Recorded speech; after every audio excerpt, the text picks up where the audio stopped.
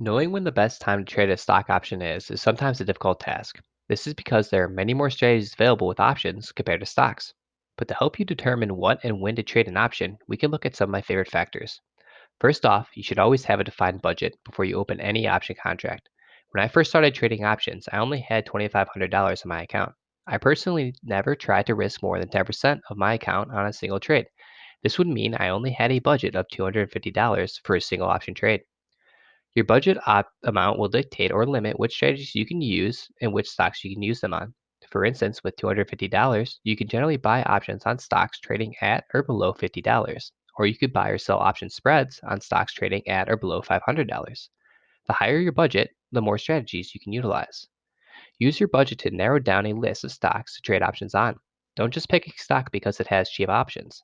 Since option contracts control 100 shares of stock, it is important that you're comfortable owning the stock. If you aren't, don't trade options on that stock.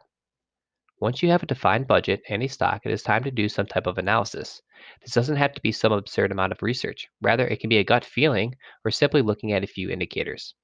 Some of the indicators I commonly use are the average true range, Bollinger Bands, displaced moving average, and the relative strength index. I commonly use the Thinkorswim or Webull apps for my analysis. Now that you have a budget, you pick the stock, and you have an idea of the stock's future, it's time to pick a strategy. Strategy choice is heavily dependent on budget, risk, tolerance, movement, and time. If you think the stock is going to go up, you can buy a call or debit call spread, or sell a put or credit put spread.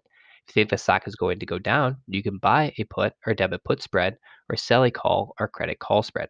If you think the stock is going to trade sideways, you can sell a single option or option spread. These four factors are what I commonly use to help make an informed decision on my option trades. If you like this video, please like and subscribe or leave a comment below.